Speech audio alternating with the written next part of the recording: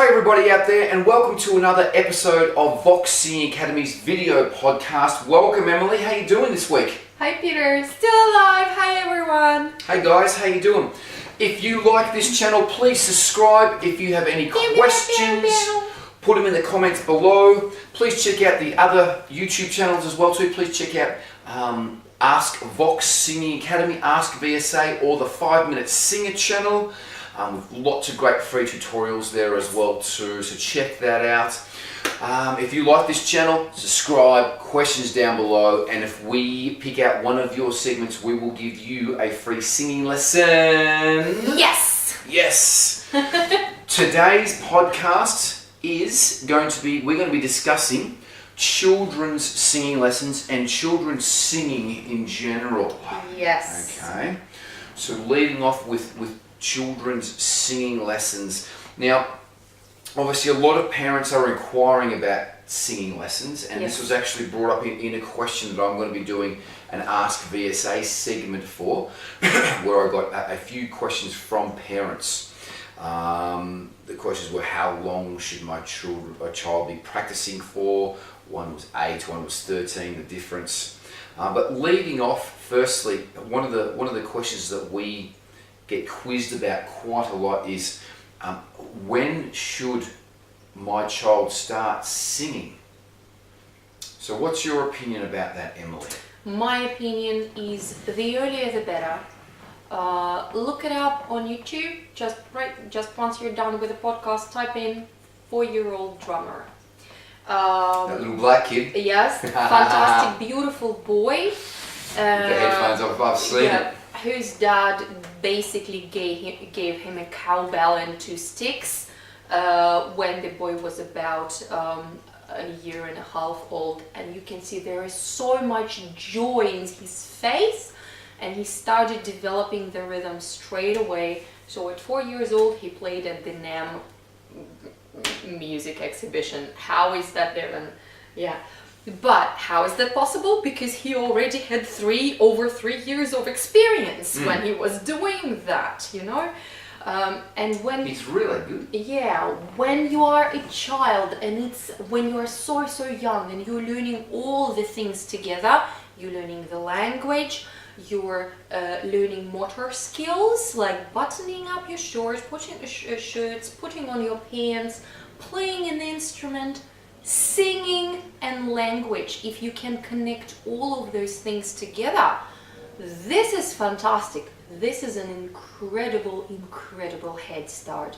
Just make sure you don't kill the passion of such a young child by making it a practice. You have to sit down and do it. No, just give him different instruments. See what the child takes to. Try singing with them. Try putting on some singing videos on. Or once in a while just doing this, and see whether your child replies to you, because at that time they really want to imitate their parent. So try and just literally make noises of different pitches, and it's a fantastic bonding experience, and an incredible gift that you can give to your child. Usually when I see teenagers who pitch really well and they already sing really well, but they claim they haven't had singing lessons, usually it's because they come from a family where they were exposed to music very early on, and where it was not considered lessons, or it was fun. Yes. You know, you tap on a very big point there as well too, about keeping it fun and don't kill the passion, and whatever your child is interested in, you know, let them go and try that and do that. And now they might go through a few different things, and I think everyone should do that in their life as well too. Try a few different things and see what you really love to do. But if they have a passion for singing, and a lot of children do have a passion for singing, because it's done in choir at school and different things like that, you know, just try to grow and nurture that and to the best of your ability. And again, don't go out and try to kill it, because I have seen in my career a few parents that have had, you know, they've probably tried to forge a career in the music industry, and then they're transposing their lack of success in that particular thing onto their child. Yeah. So I've seen that. haven't seen a lot of it, but it sometimes does happen out there. And just make sure that it's fun, because once it becomes non-fun for the child's not going to enjoy it. And it's really singing for us. It's just about, and anyone, it's just about fun. You sing when you're happy, and you sing in the car, and you sing in the shower, and that's what it's really about. So, I think starting off as early as you can. I think about 4 is good to start to probably have singing lessons. Yes. But there are lots of other things that you can do before that as well too. There's lots of kids shows like the Wiggles and different things like that they can watch and sing along to, and lots of different kids programs that they can do. So that's a really, really good thing. A really good start is probably about 4, but any time is good to start. Again, for anyone on the opposite end of the spectrum, if you are a parent and you are, 30, 40, 50, it's never too late either. Yes. As well too, so to sing along with your child, and I think that you've got a couple of mother-daughter or yes, I do have a couple of parent-child pairs right now, which is a fantastic experience. The one that comes to mind, we just had a lesson yesterday, is Mika. She's from Japan and her hubby is Australian. So Mika doesn't speak English very well. She's learning it. And her daughter Zara, who is I think about 9 years old, Zara is bilingual. So Mika is really into Evanescence, the mom. She really likes Evanescence. And on one of our lessons, I think it was even our first or second lesson, I noticed that Zara, her daughter, when we were practicing Evanescence higher, like, bring me back, so this higher range mixed voice technique, her daughter Zara was mouthing like the growly bits. She would just sit there and kind of not make a sound, but she'd like, bring me back. The daughter was just so interested in it, she was just kind of doing it unconsciously. And when you pick on things that your child is doing, I'm like, okay, do you want to learn to growl, Zara? And she's like, what? Why? I'm like, because you're already doing it. Look at me. Woo! And she went. Have you seen the 2 young sisters that do covers, the guitar and bass player sisters? They look like they're Hispanic. Send me the link. But I'll put a link in below. But they do a bunch of. The youngest girl would have to be younger than 10, and they were doing a bunch of these different rock and metal covers and doing like the growls and things like that.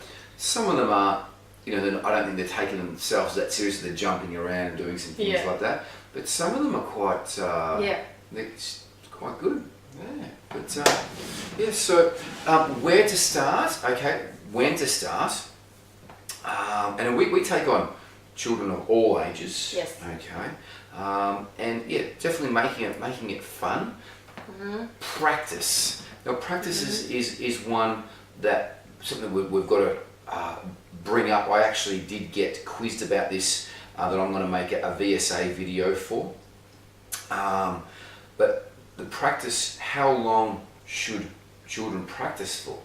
Again, being a teacher and us being teachers, there's always a duty of care that we want to make sure that it doesn't matter how young or old they are, but especially how young, because their voice is still growing, that they're warming up their voice before they start to sing. So I always say, even my younger students, they've got to at least do 2 or 3 scales. Now, some of our crying scales only go for less than a minute, but that's what I'm always sort of saying for my students, and starting off with maybe a very easy scale to start with, maybe a falsetto scale, and maybe something a little bit more difficult to do with pronunciation or cries. But that's the minimum requirement that I have. But if they're feeling that they want to do more, I always sort of say that the more that you practice, the better that you're going to get. It's like, Michael Jordan, when he was practicing basketball, just in college, just shot thousands of hoops daily. That's daily, not weekly. He just shot hoops and shot them from every angle and every particular place, and became the best basketball. Not saying that you need to do that, but practice makes perfect. But then also transitioning that straight away into a song. So once you've done some scales, immediately go and try to put those skills that you learned in the scale into the song. It's also great to sing after you do your scales because your voice is fully warmed up. So it's very, very, very important. And even if your children are playing netball or basketball or cricket or football, they'll limber up and stretch before they play that sport as well too. And the same thing should be happening with their singing as well too. Very important.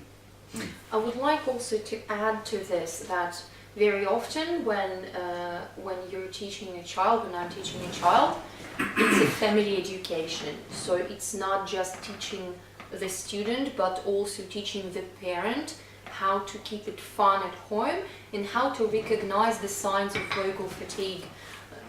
Like one of the most important things, if your child starts getting a bit croaky, that's a sign to stop. I've had once a terrible experience in the first lesson, and I sorry, I know it's bad for the business, but it's important for us, like as a vocal integrity and like human integrity thing. Maybe you should have run this past me before the podcast started. No, but let's do it. So we want to keep it live and we want to keep it real and you know, so this is what we want to do. Once I didn't even offer a rebooking to a student because the mum was there and was so abusive to a child and so pushy, and the child would say, oh, my voice is hurting, I can't, and mom would go, no, you do that, and I would say, no, stop, and mom goes, no, she can do it, come on, try, no pain, no gain.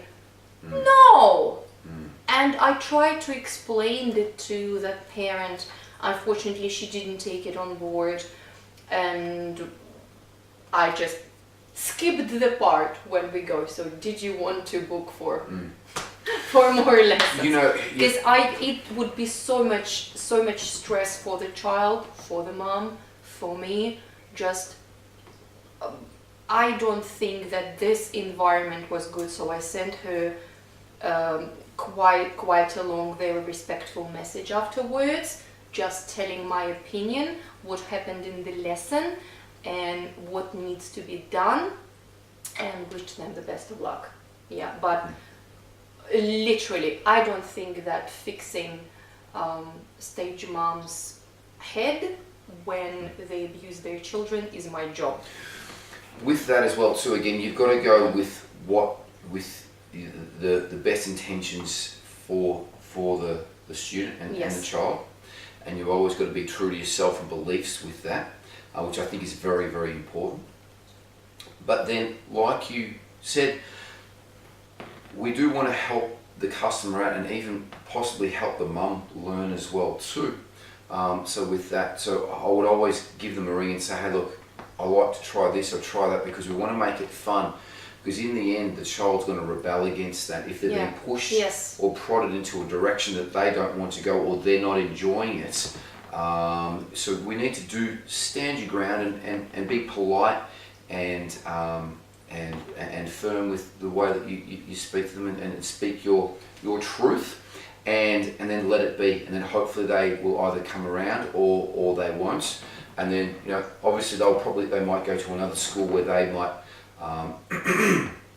maybe think that's okay or encourage it, and that's totally fine. But you know, ultimately the truth always comes to the top, and that we always have to stay true to ourselves and beliefs. And you know, the child will either speak their opinion to their mum or rebel against their mum and say, hey look, can I try something else? But yeah, it's not great to see. Unfortunately, it does happen. Don't be that mum. I'm not. Yeah, look, as with anything, I haven't seen a lot of it myself. I think a lot of people. It's rare, but when it happens, this is why it's so jarring, you know, and kind of sticks with you. Well, sorry, I need to calm down after this now. I haven't seen a lot of it in my classes. I don't think that I wouldn't tolerate it, and a lot of people probably wouldn't be that pushy in front of me. A lot of people aren't like that with me. I don't think so. I don't know what that Well, was. you've got the eyes of a shark. Maybe.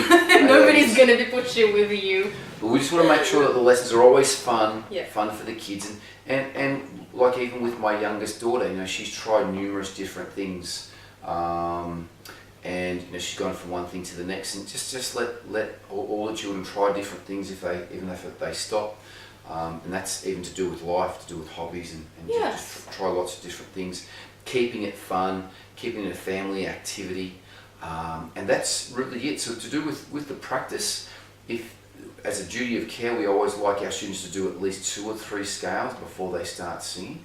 But if you feel that you want to do more, you will improve a lot quicker if you do more. On top of that as well too, again we run student contests which aren't competitions. They're there to get valuable stage experience. So I think getting out and just getting some experience up on stage for young children. So again, a lot of that is to do with unfortunately competitions where a lot of shopping centres or RSLs or places run different talent quests as they call it, which is fine, but again I wouldn't take it too much to heart if you, pardon me, don't progress all the way through. Really the bottom line with singing is we always want to keep it fun. There is a lot of children's theatre as well too, especially during the school holiday period. They always have a lot of workshops and children's theatre during that time, which is also fun. But with the kids, just try to perform wherever you can. Christmas time's a great time for carols. Singing at school, if you ever get the opportunity to sing at assembly or at school, or to sing the national anthem. You know, I don't think that there's a child in Australia that doesn't know how to sing the national anthem.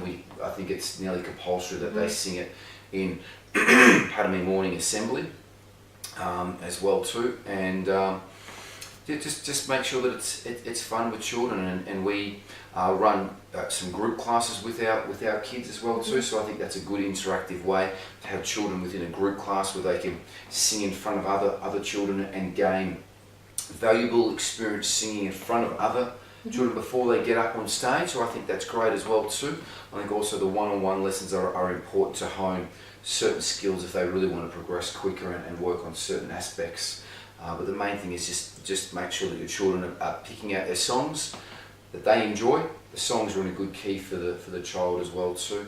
And just keep keeping it fun. That's really the main point with it.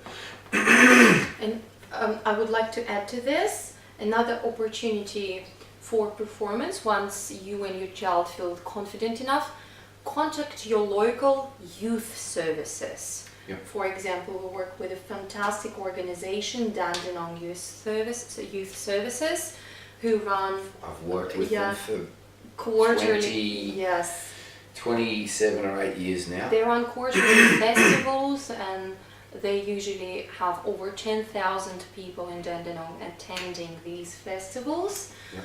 And the most recent one, I finally got my students up on that stage. So thank you Rebecca, especially for the opportunity for offering us, and Peter for trusting me to select some of my students. So both Jasleen and Halima had a fantastic time.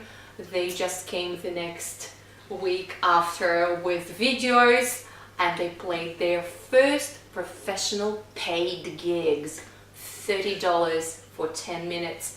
That is a high rate.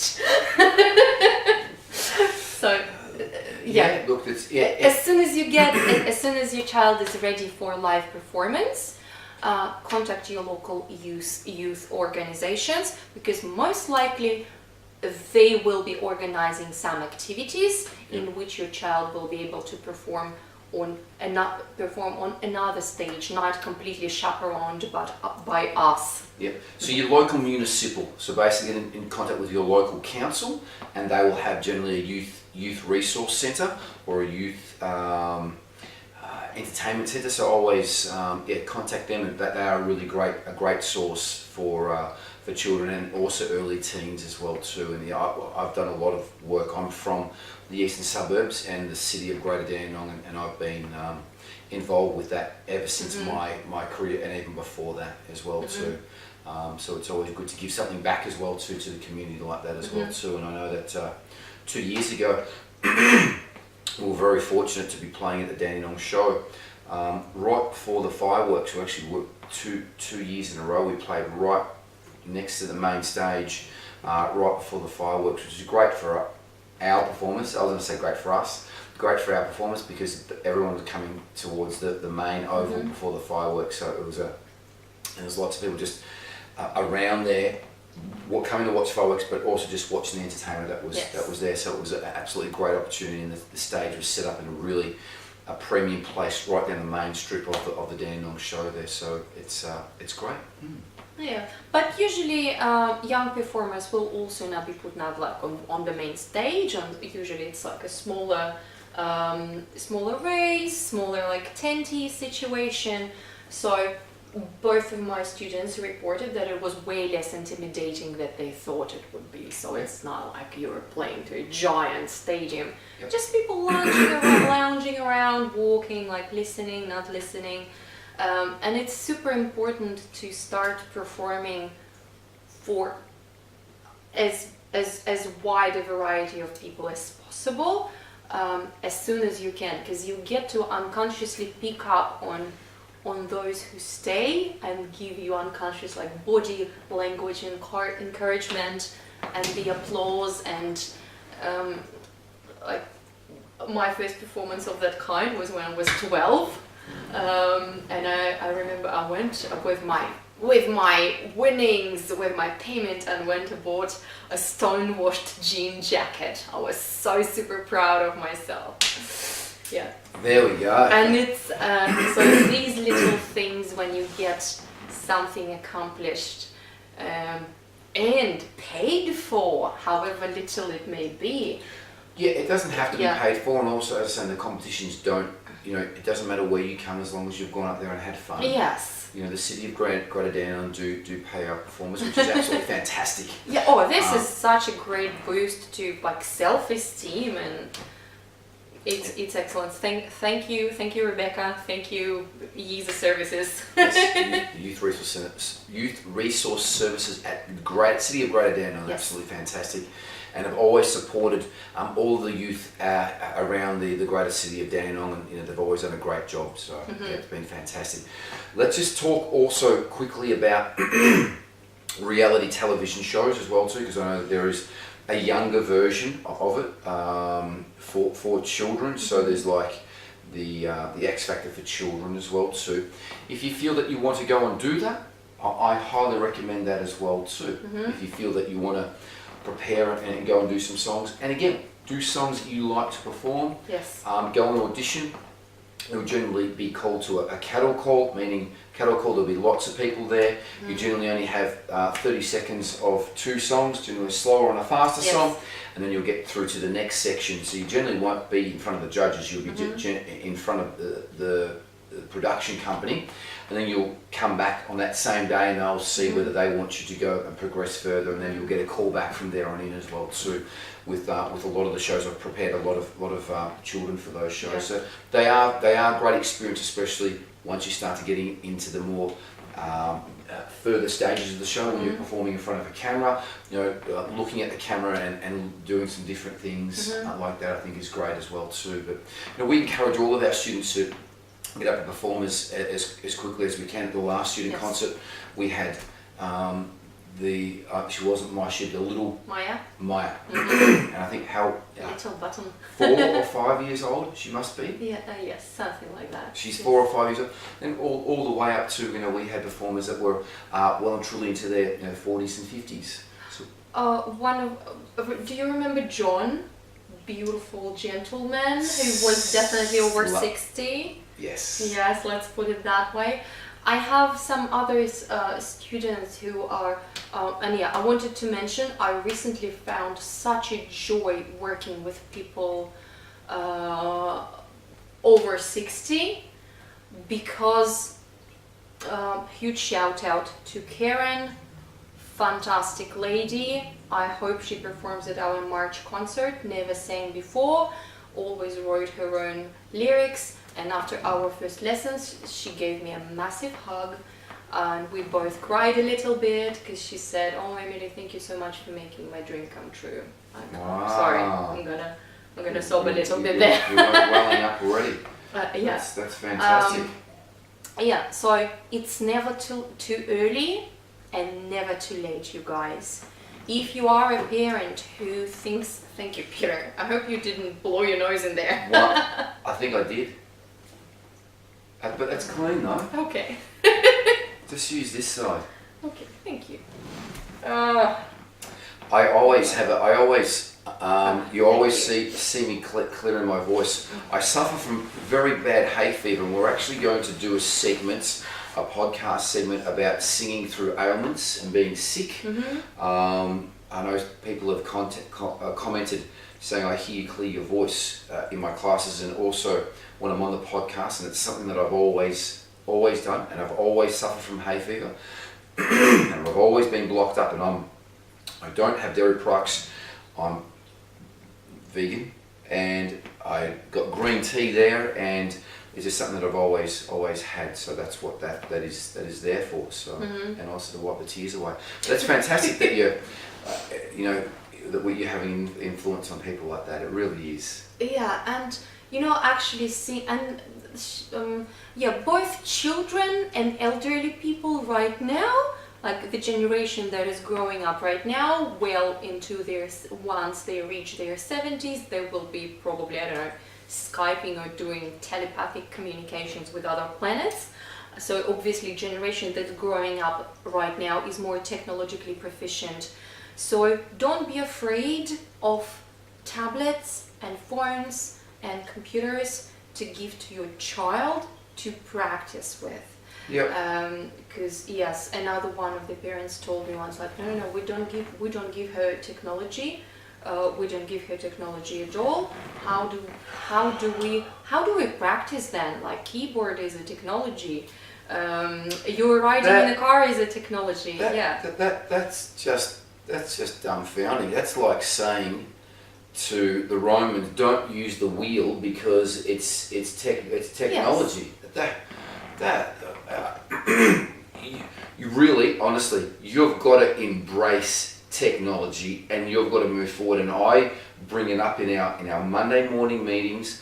As soon as virtual reality goggles are good enough, we will be the first singing school to use it in Australia. I guarantee it. So people will be at home, they'll put their goggles on, and we'll put our goggles on, and we'll be in the same room giving them a lesson. And we want to be the cutting edge of that, and I can't wait till that happens. I can't. Come on, Google, step it up! It's going to happen sooner than later, and you've got to keep up with technology, and it saves me so much time. We do Skype classes. I record the scale, 2 clicks, and they've already got. I record the file, and it's there. We are transferring files and doing lots of things. Technology's great. The world's never been a better place, and you definitely got to keep up with technology, and the parents got to keep up with technology so that we can get on iTunes and the videos to get. And a great thing now these days as well. So I have to say this for all of the parents, is that there is every single instrumental version of nearly every song in the world on YouTube. Yeah. So, and you can get it for free and play it for as many times as you want, and it's a great resource. It really is. 10 years ago you used to have to buy it on CD or whatever it is, or try to source it somewhere. They're all available now. So these things are making our life a lot easier as teachers. And the technology here is to make our life easier. So really... Yes. No technology is inherently bad or inherently good. It's how you use it. So again, circling back to remember when we were talking about a table, building a table and putting your life on it. Same with children and technology, and learning singing and learning sports and learning to manage your time, and learning to use this technology for achieving other goals, for art, for drawing, for singing, there are so many ear training apps. Even if you think your child is not ready for private singing lessons, it's so much fun just to sing the note. Literally just download a simple piano app, press one button on it, press one note, and go ding, ah, and have your child try and repeat this note, and then have them do it. Press this button and you will sing this note. It's a fantastic